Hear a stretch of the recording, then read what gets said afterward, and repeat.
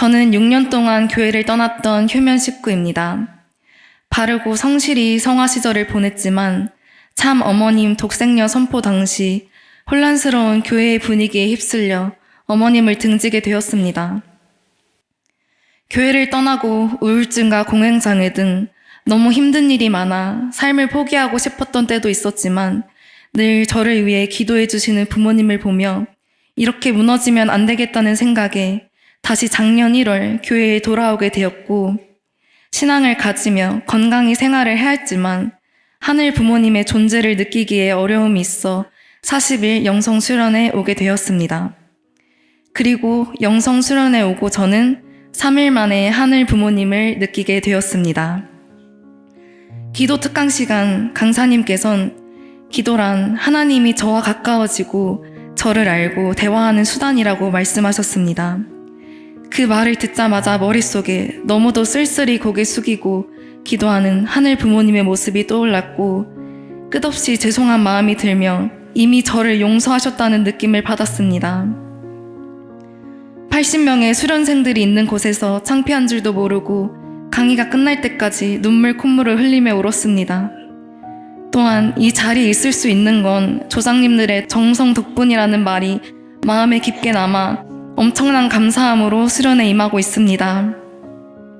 수련 초반 일주일과 중간중간 2, 3일을 빼고는 심한 인후통과 몸살에 시달렸습니다. 저번 주는 특히 몸이 안 좋았습니다. 20여일간 누적된 피로는 몸, 마음을 지치게 하였습니다.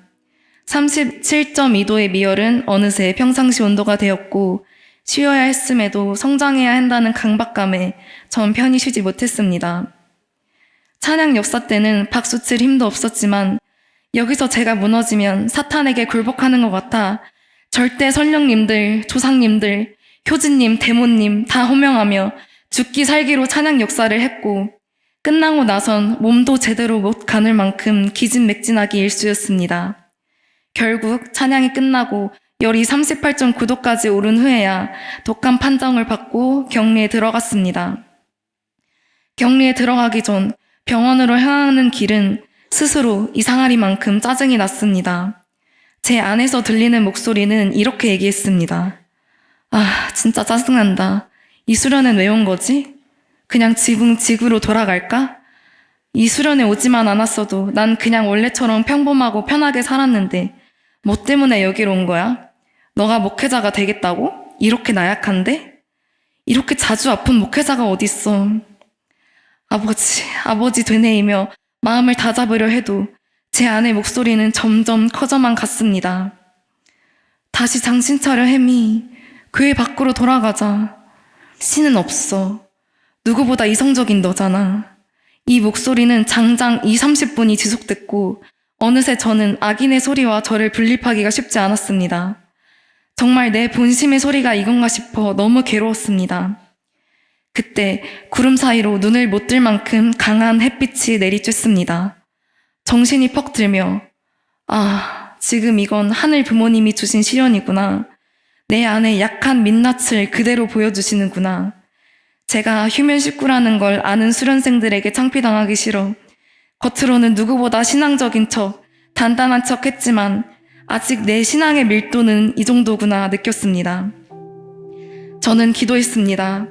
아버지, 더 정성 들이겠습니다. 제게 이런 시련을 주셔서 감사합니다.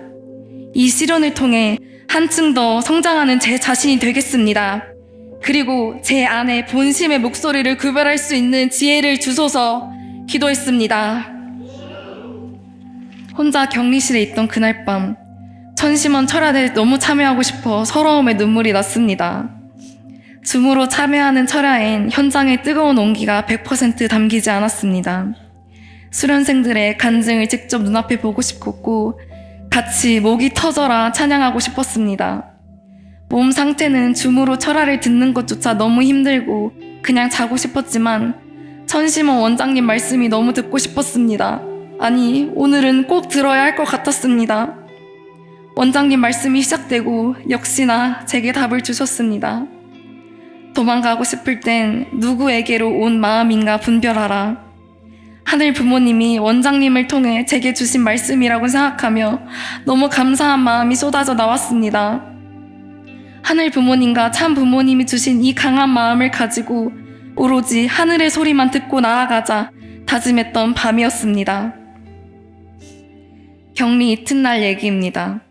저를 2개월 갓난 아기부터 초등학교 입학 전까지 길러주신 목포에 사시는 외할머니는 42년생으로 43년생인 참 어머님과 연배가 비슷하여 저는 참 어머님을 뵐 때마다 저희 외할머니 생각이 났습니다.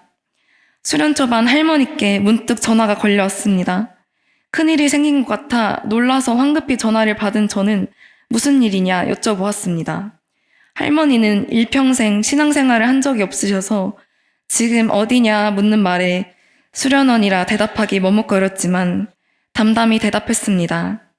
할머니는 조금 놀란 듯이 너는 거길 왜 갔냐, 너는 또 왜 가? 라고 하셨습니다. 예전 어머니가 처음 통일교에 다니고 수련회 갔을 때를 떠올리며 걱정하시는 듯 했습니다. 저는 그날 일이 떠올라 할머니께 전화를 걸었고 할머니는 또 받자마자 바로 수련원에 간 이유를 여쭤보셨습니다. 저는 걱정 말라며 할머니를 달랬고 이어 할머니께선 아야, 내가 전화하고 싶어도 기도하는데 방해될까봐 못 왔다. 고맙다 전화해줘서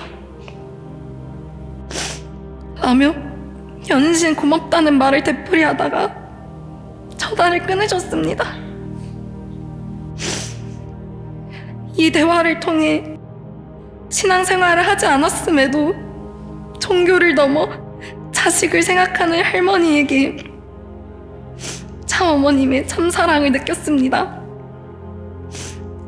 할머니의 참사랑이 더 대단한 점은 6,500가정 저희 엄마는 4남매 중 첫째로 동생들을 다 축복시켰습니다. 당시 부모님은 엄청난 반대 끝에 축복을 받으셨다 들었는데 무교인 외할머니는 축복의 의미가 무엇인지 완전히 이해하지 못하셨음에도 그저 자식들 모두를 믿고 행복을 빌며 축복을 허락해 주신 겁니다. 엄마와 10살 차이가 나는 막내 이모는 미국인 이모부와 축복을 받고 20 초반의 나이에 이민을 가셨습니다. 막내를 먼 타지로 보내는 그 심정은 어땠을지 저로선 상상이 안 갑니다. 지금은 덕분에 동네에서 미국 제일 많이 가본 할머니라고 좋아하시지만 그 모습에서 자식에 대한 무조건적인 믿음과 사랑이 대단하게 느껴졌고 할머니의 지지를 통해 영성 수련을 받고자 하는 의지가 더욱 커지게 됐습니다. 또 그로 인해 건강히 격리 기간을 이겨냈습니다. 사실 저는 영성 수련회 오기 전 참 어머니와 공명하는 일이 어려웠습니다. 아무래도 어머님의 노정에 대해 잘 몰랐기에 참 아버님께는 깊은 그리움을 느꼈지만 참 어머님께는 그런 마음이 들지 않아 스스로를 원망하는 일이 많았습니다. 그러나 여기 와서 참 어머님의 노정을 배우고 어머님과 하나 되자는 1300번 호병 기도를 통해 진짜 나의 엄마 아빠는 참 부모님이구나. 참 어머님은 지금까지 보이지 않는 곳에서 나를 사랑으로 키우셨구나 느끼며 깊게 공명할 수 있었습니다. 무엇보다 어머님에 대한 심정을 느끼게 한 건 천심원 철야 정성이었습니다. 매일 밤 뜨겁게 아버지, 어머니를 외치며 참 부모님과 공명되고 하나 되려는 울부짖음이 저도 그들과 동화되게 만들었고 그들의 간절함을 온 몸으로 느낌으로써 제 안에 있는 천심이 같이 눈물을 흘리게 만들어 주었습니다. 또한 교회를 떠나 영영 세상에 있을 것 같던 제가 다시 이 교회에 나오고 이 영성 수련에 참여할 수 있었던 건 제 할머니와 부모님만의 정성이 아닌 여기 이 천심원 철야 덕분이었다는 걸 머리가 아닌 감각으로 느꼈습니다. 저를 여기로 오게 해주신 원장님, 모든 식구 여러분들 감사합니다.